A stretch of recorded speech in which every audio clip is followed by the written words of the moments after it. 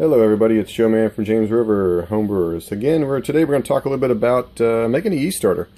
There are several options for yeast out there on the market today. There's dry yeast, there's liquid yeast, there's even yeast that might be local to your area. The dry yeast is really great. It's very durable. If you add it straight into the wort, you're only going to get about 50% of the yeast cell count that's actually in the package. I always recommend following the directions on the back of the package for rehydrating the yeast. For this particular yeast, it talks about getting the water up to 90 degrees and pitching it in 4 ounces of water. What that's going to do is rehydrate the cells. The cells are obviously dry, but giving them more protection, letting them become more healthy, putting them in that warm water, leaving it there for 15 minutes. And what I like to do is use a sanitized bowl, and I use a chopstick. A sanitized chopstick, and the reason why I use that is to kind of whisk it up, kind of break up those clumps of yeast so that the water can permeate all the yeast that come out of the package. Gets me pretty good results when I use dry yeast.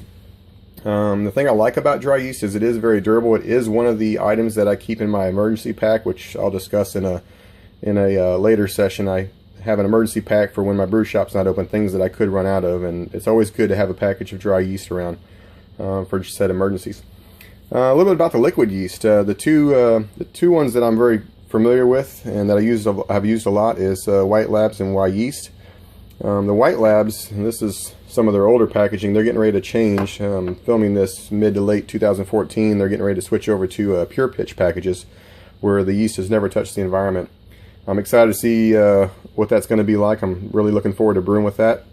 But these packages right here, I found just pitching it straight into the wort after I've made my beer, it just was kind of slow to take off, and you know, it worked okay until I started making starters, which is what we're going to talk about a little bit later.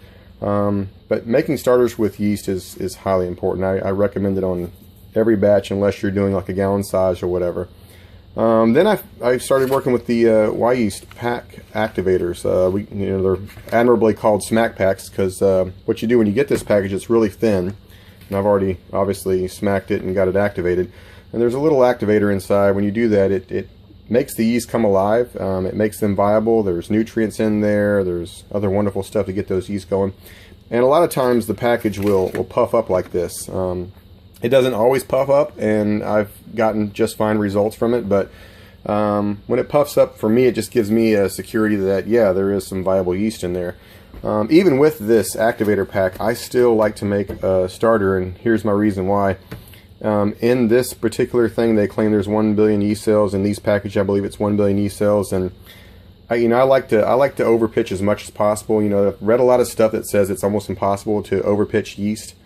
But the bigger the yeast starter you have, the more likely you have to finish your beer cleaner. It's going to prevent anything that happens to get into your wort. It's not going to give those other things that you don't want to ferment your beer any chance of fermenting if the yeast cell count is high.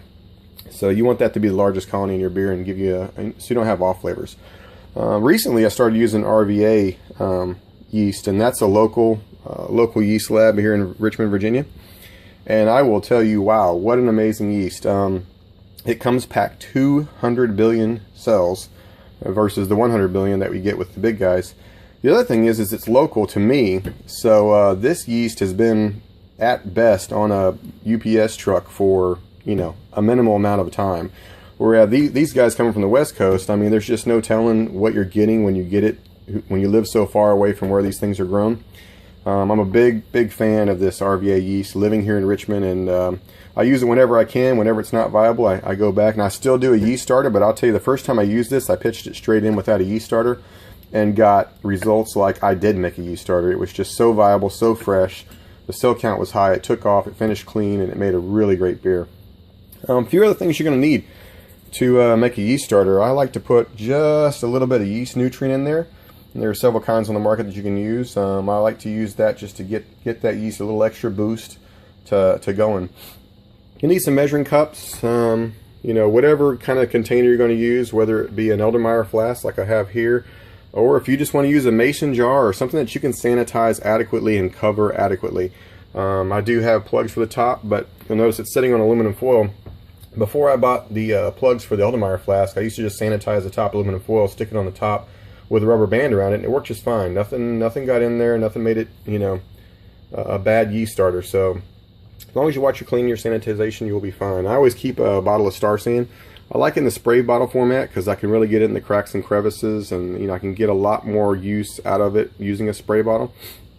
And then, of course, when you're making your yeast starter, you're going to need some measuring cups, but a nice size pot. And then what I like to do with my pot is have a pot that's slightly bigger to set it in an ice bath once I want to chill it down. So you'll make it just like you do with your beer. You're going to cook it up, get it up to boiling. I like to hold mine for about 10-15 minutes just to make sure that all the nasties are gone out of it. And then I'm going to rapidly chill it down in that ice bath. And once I get it to pitching temperature, and I try to shoot for 65 to 70 degrees depending upon the yeast. And I always use my calibrated thermometer. Make sure you calibrate this. Very, very important. And then I just set it up in the Eldemeier flask. Another thing I do like to use recently, started using a stir plate. Basically what this is it's a magnetic device that when you turn it on, a little stir bar will spin around on it. That stir bar actually goes inside the Eldemeier flask, and that's what's going to create that vortex. When I first got this, I treated it like a blender. I put that thing on high, and I've discovered that that's not required. Just turning it on, a nice steady stream, and we'll show that a little later on in the video. Just to kind of keep it circulating and keep that yeast in suspension is what you're looking for. I'm going to get everything set up, and we'll come back in a second. Okay, one of the things I like to do when I bring home my dried malt extract, and I always try to get the light dried malt extract, is I like to take a double locking Ziploc bag and go ahead and dividing up that bigger package into my yeast starters. I typically put in 1 cup of DME and then I write on the bag for 8 cups of water. 8 cups of water gets me right just under 2 liters.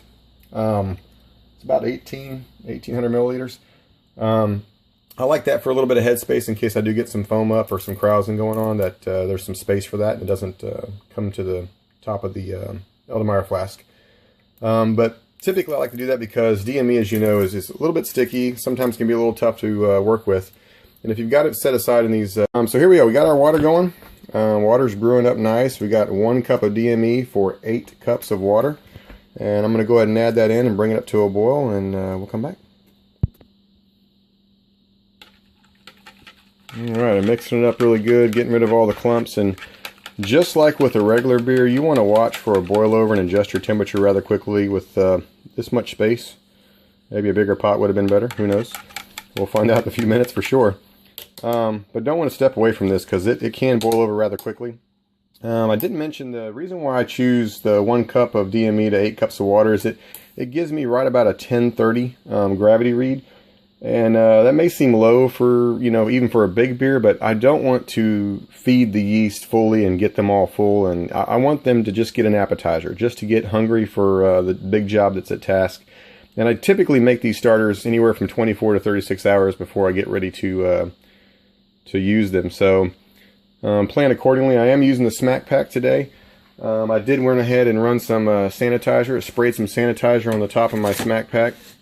And I'm also going to spray some sanitizer on my scissors that I'm going to use to open the Smack Pack. So when I do get it brought down to temperature, the package will be sanitized. There won't be anything hanging out on the package causing me any problems. So I'll go ahead and bring this up to a boil. And we'll be back in a second. Okay, one of the things I really like about my stove when I start to get to that boil over is I can pull it back just a little bit on the burner, and so the boiling kind of stays to one side of the pot, helping it to not boil over. We've had this going for a good 10 minutes now, almost 15 minutes. We're going to take it now and add it to our ice bath. And what I like to do as soon as I get it sitting on the ice bath is take a piece of sanitized aluminum foil that I've already hit with Star San and just cover it up. Just let it sit like that, and until it cools. I can peek underneath there and check it with the thermometer, make sure it's coming along. Once it hits pitching temperature, we'll get it into the Eldemeier flask. I've already went ahead and took the stir bar and sanitized it, and I've got it sitting in the Eldemeier flask ready to go. Some people will take the actual wort itself, instead of chilling it this way, they'll throw it right in the Eldermeyer flask while it's boiling to help sanitize the Eldermeyer flask, and then set that into the ice bath. A little bit smaller hole to cover, so there are some advantages to that. I like to be able to stir it. This thing will actually melt and drop down inside of the bucket, so I can see I can kind of see that it's still cooling, and when it stops dropping in there, I can kind of see that it's, time to start checking the temperature. So I like to do it this way. So whatever works for you, that's the fun of brewing, is figure out what works for you. We're gonna let this chill down, and we'll come back and show you how to set up the stir plate. Okay, we've got it down to pitching temperature, and as you can see, the pot has landed. That's how I know it's pretty close to pitching temperature. I just checked the temperature; it's setting right at 65 degrees. I'm going to go ahead and take this out. I'm going to add it to my Eldermeyer flask. Which, like I said before, has got the sanitized bar, sanitized Eldermeyer flask, and even the funnel is sanitized. So get this all set up, put it on the stir plate, and we'll come right back. Okay, got it set in the Eldermeyer flask. I said before it was about 18 milliliters. I'm a little bit shy of that. As I was pouring it in the Eldermeyer flask, some of the wort went down the side of the pot, and I'm not trusting anything that comes off the side of the pot. So, going on with the yeast pack, I went ahead and cut just a small hole in the top, kind of give it like a little funnel. As I said before, I went ahead and sanitized that a little while ago, so it's got me all set up. Pour it nice and slow. Make sure we get all the wonderful goodness in there. And then we just set the Eldermeyer flask on the stir plate. Now I like to go a little bit from left to right, just so I can get that magnetic stir bar to hit the, there it is, you heard that little click. And then just gently nudge it up until you start to see some movement. You can hear it too. See the little bubbles coming up. Now with yeast, as long as it's got oxygen, it'll be in the growth phase. Once the oxygen runs out, it switches from the growth phase into the making alcohol phase. So what I like to do at this point is just get it stirring just enough to keep the oxygen in there. Not so high, like I said, that it's blending it. Just enough to keep it in motion.